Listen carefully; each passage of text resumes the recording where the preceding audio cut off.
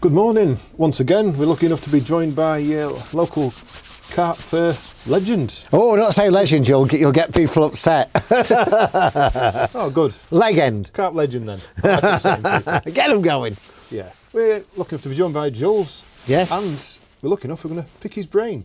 All right. It's, what's the date today? Is it 7th of January? It's Yeah, pretty cold. 2026. 2026, yeah. So, carp fishing in January. Not right now because everywhere's iced up. I know, sadly it's iced up. I was going to go today or tomorrow, but it's solid and it looks like it's going to stay solid for a couple of days. So, when it does melt, Yeah. are you straight back on it or do you give it a little bit of time to warm up? Obviously, because I can fish when I want, I tend to get straight back on it. But if you ask me what the best time to fish, I think the best time to catch them is just before it ices up, rather than just after it ices up. I think carp know the weather conditions. I think they know when it's going to ice up. So my best catches have tended to be literally the day before it freezes up. Once it unfreezes, then all of a sudden you've got 1 acre, 5 acres, 10 acres of ice that's 1 inch to 6 inches deep, dropping straight down. And that just completely puts them off. I think it's the worst time in the world to try and catch them is when it's de-iced. However, can't catch them sat at home. So if somebody said, should I go or not? I'd always say go, because there's always a chance, especially in the shallows. That was going to be my next question. Do we go down deep? Are they hiding from it or are they searching that little bit of sun? I think that this time of year they're searching for that bit of sun. On the bigger waters, I think it's different. But I think for me, I've always found that at this time of year, if you watch where the sun comes up, and if you go back years and years and you look at your catch reports or other people's catch reports, the areas that get the most sun at this time of year tend to be the areas that produce the most fish. And if you look back over years, it shows it that way. And it's not that when the sun comes up you catch them, it's that area gets the sun. And it might only be for 3 or 4 hours, but it works that way. And remember, you've also got to remember, the sun doesn't go that high up at this time of year. So areas that get the most sun in May, June and July don't get any sun at all in January, February, March, if they're surrounded by trees. So I'm always looking for the areas that get the most sun. Yeah, it's also more comfortable for the angler sat in a bit of sun rather than on the back of it. It is, but there's nothing more comfortable than holding a carp. So yeah, I would prefer to be sat in the area that got the most sun on me and also the most sun for the carp. But per me, I want at this time of year, it's so hard to catch them. I'm prepared to put up with 6 or 8 hours of cold just for one bite. So, are you still just doing your short hit in day? Yeah. I mean, it was, to be fair, a while ago, I was fishing till almost midnight at times because the bite times were 1:30. Then as it got colder and colder, it was 2:30, 3 o'clock. And then just before it froze up, bite time was sort of 7 to 9 o'clock. And I think at this time of year, the carp, especially on shallow waters, I don't think they're keen on moving about in gin clear water. I think inherently predators, etc. And I think for some reason night fishing at this time of year onwards, if you can put up with it, especially on shallow waters, it's the time to get bites. And I think it can't be temperature because it's colder then, but I think it's inherently predators. I think they feel more comfortable moving around at night in the dark than they do in the middle of the day. That makes total sense, and not one I'd have thought about myself on that one. But I think it's inherently, even if you don't have otters or cormorants, I think it's built. I mean, we're predators as well, so it's quieter at night for the carp. So although we call them predators, I'm not going to eat them, but I think predators and presence is what can scare them. Yeah, have you ever done that thing? I've not done it myself for lamping. Time. Lamping, yes. Yeah, I think if I did lamping on my waters, I'd be waking up with 4/car tyres. And you have to take into account other people. Yeah, of course. I have done it at the water that I fish at up near Humberside Airport, which we call Jurassic Park. I've done it up there in winter, and yes, you do find them. But there's always that balance, isn't there, between other anglers and lamping. But it is a good way of doing it. Yeah. Yeah, I know when I did it in the past, different fish would have to react different. Some are scared and some are not bothered at all. Yeah. I found with carp and tench, as long as you didn't shine it straight in the face, just off the tail, they'd be fine. You know, they'd be feeding and that. pikes just kind of tense up and then bolt off, and crusions they were just like and straight off. Yeah, I mean, I don't want to undo all what I say, but I tell you what, it's tempting at this time of year to put a drone up. I haven't got one. I wouldn't do it, but as I'm getting older, when I see all these films of drones I don't see the film. I see these drone films of all these carp in one area. I think, oh Lord, don't make me go down that avenue. Or as I get older, I'm thinking, well, maybe. No, I shouldn't say that, but it's tempting, isn't it? It is tempting. You know, the first time I saw that was on Monk's Pit years back. Yeah. He'd not done a fish for about a month. Someone sent a drone up, and they're all there just sat out in the middle about 2-3 foot down, barely moving. Great location, eh? But don't get me down that rabbit hole. Yeah. No. So big changes in your fishing with the sad demise of bait. And, yeah.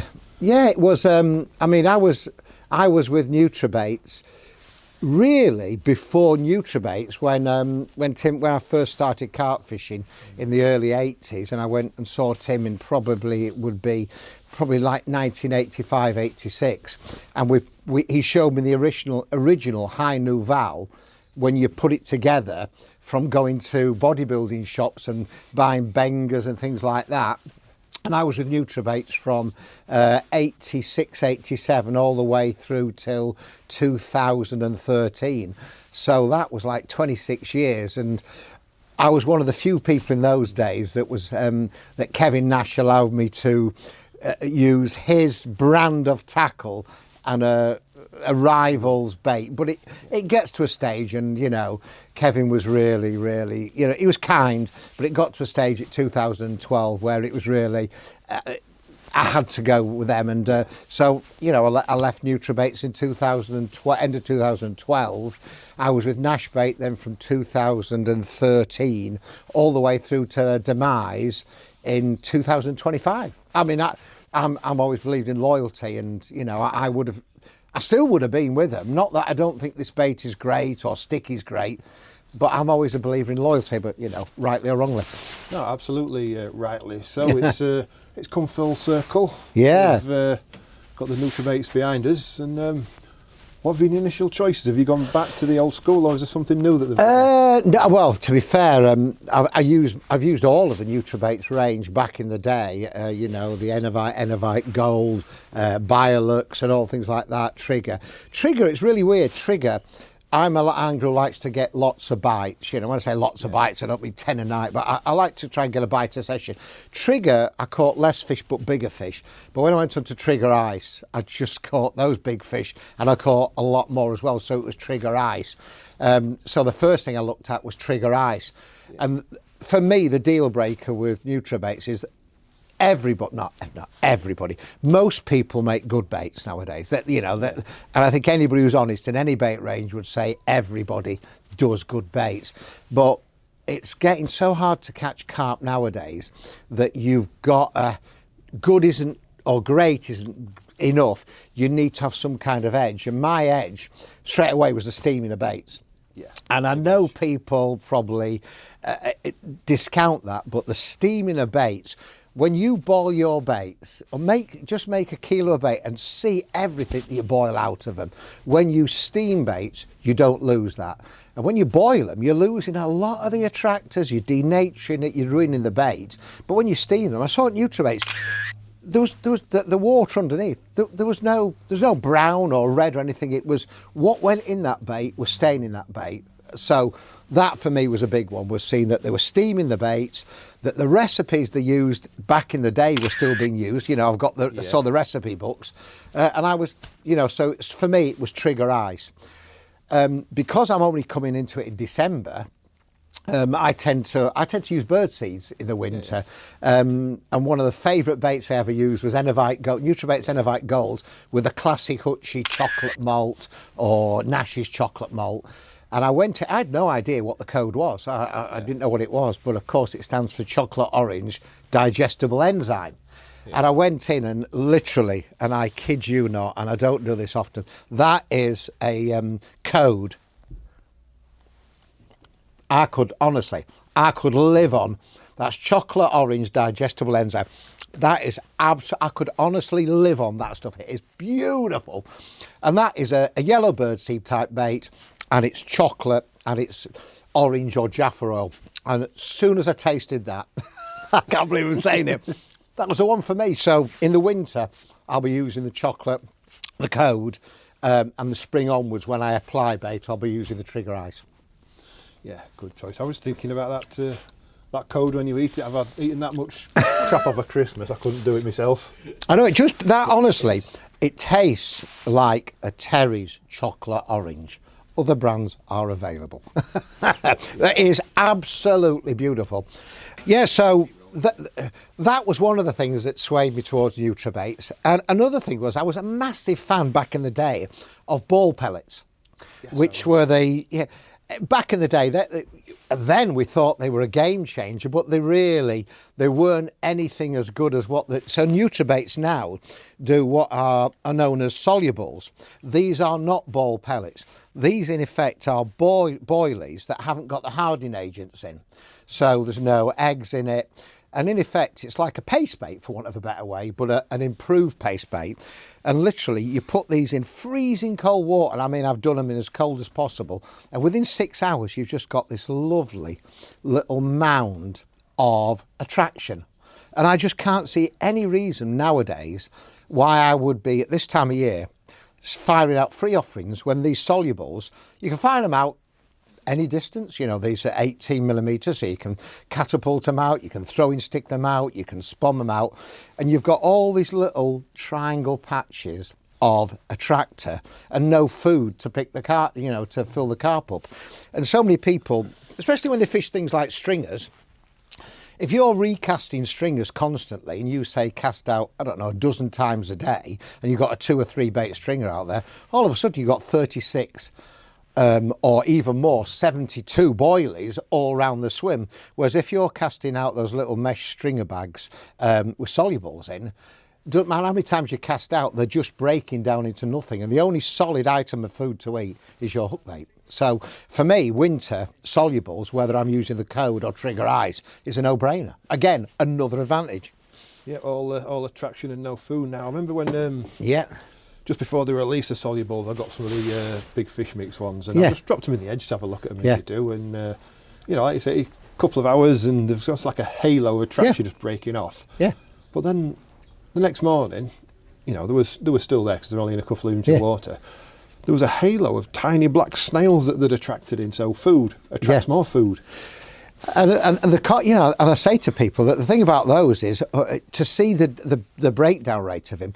When you bait out with say 20 or 30, which is probably what I would do as a fish in the day, just drop one in the edge and it tells you out there what's breaking down. And some people, when they put them in the bowl, say, well, it doesn't break down a lot. You've got to remember when it's out there, there's movement of the water, there's little fish nibbling it, and they're constantly being broken down. So that, to me, that was another edge. That's why I decided to use them. And of course, I use the solubles in one of two ways inside mesh bags. I either have 2 solubles inside. I mean, that's Nash Webcast, the narrow one. And then it's also the narrow one, and I've got a bit of crumb down soluble, crumb down boilie. So I either fish, 2 solubles like a classic stringer or whatever, and then that's just a mesh bag of it. Yeah, brilliant. So when you're putting those out, are you matching the hatch with another code hook bait or going for something with a bit more? At this time of year, I will pick. If you've been baiting up regularly, to me it's daft to use something other than a free offering that they've had. Yeah. But most of the time at this time of year, I'm not baiting up. I might put a bit of 12 mil out just so there's some bait out there. But I'm definitely a high vis or a brighter colour over feed. And even if you watch the underwater videos, there's very few times in the colder months when they don't pick the high vis one up before they pick the match the hatch up. So I'm always colours. Any favourite colour? I see we've got some pink, yellow, white. Well, there's got a variety there of colours. It varies, doesn't it? I mean, yellow tends to... I find that during the course of a season, in fact, not even during the course of a season, November through till about May, various colours work better at various times. you're getting bites on yellow all the time, and all of a sudden you don't get a bite on yellow. You put a pink out and you're getting a bite. And then you put pinks out for a while, I'm talking weeks, and all of a sudden pink dies and you're getting bites on whites and orange. And it's, I think I'm a patient angler, but when it comes to high-vis hook baits, I will swap them round, because I think it's as much about the colour as it is about the flavour in the kind of shallower waters I fish. I'm convinced of that. What would you think that is? Time of day, light levels, pressure from the fish? Do you know, I don't know. I think the magical thing for carp fishing for me is it's not mathematics, it's not algebra. I love to be surprised about it, and no matter how much I think about it, watch the underwater films, there is no answer. It's the carp, its preference at certain times, and sometimes pink is, you know, every angler has his own favourite. So some people, pink almond, you know, that's the one. Other people, orange tutti frutti. Other people, just stick out a pineapple. Other people, washed out white, we all come up with our own reasons for our own favourite colours. So I don't get, it has to be this colour. I try and keep and I'm not the most open-minded. I'm a bit of a, if it ain't bust, don't fix it. But when it comes to colours, I'm really open-minded. And if I see somebody chuck an orange one out, he gets a bite, my yellow ones are coming straight in. Spot on now. The other thing we've got, I'm stood right next to him here. Do you use any of the liquids through the winter just to prove that extra attraction? And I don't. I have done, but to be honest, I used to do, but I can't see that those liquids are any more attraction than the solubles. It's the solubles have it in. Yeah, I mean, you could talk about it, but I don't actually use a lot of liquids. I tend to be more of a crumb thing. And you know, I think one of the things is, when I was over at NutriBaits, they were very open-minded to my ideas, and I am not a bait guru at all. I've never been a bait tester. I haven't got the time to sit behind rods with baits that I think might work, might not. Do I need to put 3 mil in or 5 mil? I've always been a person who's prepared to say, you do the hard work with the bait, and I'll go and catch them. You know, I'll do that. And one of the things with NutriBaits, I said to Richard and Jason, everybody, if it's an orange pop-up, what is it? It's tutti frutti. If it's a red one, it's got to be strawberry cream. If it's a yellow one, it's got to be pineapple. And I said to Richard, I says, how come we only have tutti frutti in orange or pineapple in yellow? I said, because there's many times when I want to use a pineapple flavour, but I don't really want to use a yellow hook bait. I'd rather have an orange pineapple out, a yellow pineapple out, and a pink pineapple out. And he said, that's no problem, mate. And one of the things we're doing, which will be out at the shows, and it's an exclusive here, is they will be doing the wafter range, but the pineapple ones will be available in pink, orange and yellow. So you might want to use pineapple, it might be your favourite flavour, but wouldn't it be better to have an orange pineapple, a pink pineapple and a yellow pineapple? And rather than make people buy 3 pots of pop-ups or 3 pots of wafters, they're going to do what they call dual specials, where you'll buy 1 pot and it'll have 60 or 80 of 3 different colours in. So you have got 1 pot of pop-ups rather than taking 40 pots, as we all do. And inside that will be 3 colours. So when I'm there, I won't put 3 yellows out to start. I'll put a yellow, I'll put an orange, and I'll put a pink. They'll all be pineapple because that's my favourite flavour attractor. And if that works, maybe we might start doing orange strawberry creams or white ones. Ooh, a big fish mix in all those in the different colours. I'll have to get into Richard's ribs. Yeah, so I just thought it would be a good way for people to have alternatives without spending a fortune. Yeah, they'll be fat. I'll tell you what, I'll make sure they'll be on that bit of empty shelf behind you. Yeah, well, they will be coming out. The first time they'll be out is at the Brands Hatch Carp Show in February. They'll certainly be at the Doncaster Carp Show, but I would imagine that some will certainly end up at Independent Fishing, Tackle and Bait. And the logo, the special ones, so it will be a little bit something new. I've never ever had a bait named after me, because quite rightly, I've never ever developed baits. I haven't got the time to, but it'd be quite interesting to see this. Yeah, I'd be interested to see well, I know what the action will be. It's same as when the blank savers come out last year. Yeah, they couldn't roll enough for the show. Couldn't roll enough. Absolutely. So if you like the yellow blank savers, which are the pineapple ones, you're going to have yellow, orange, and pink, all pineapple. So that might be your favourite flavour, but you've now got alternatives. Oh, fantastic! So got to thank Jules for the rundown of all things new to baits and a bit of winter fishing, and we'll catch you again in a minute. I'll see you on the bank, and I'll see you at Brands Hatch, Doncaster, and the big one.